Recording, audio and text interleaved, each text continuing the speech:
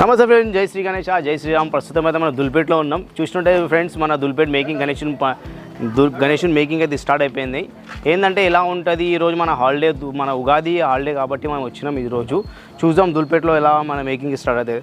ప్రస్తుతం మనం దుల్పేట్ లోపలికి వచ్చినాక మన చూస్తుంటే మనం పరమేశ్ సింగ్ కళాకారు దగ్గర అయితే ఉన్నాం. ప్రస్తుతం అయితే మన పరమేశ్ సింగ్ కళాకారు దగ్గర.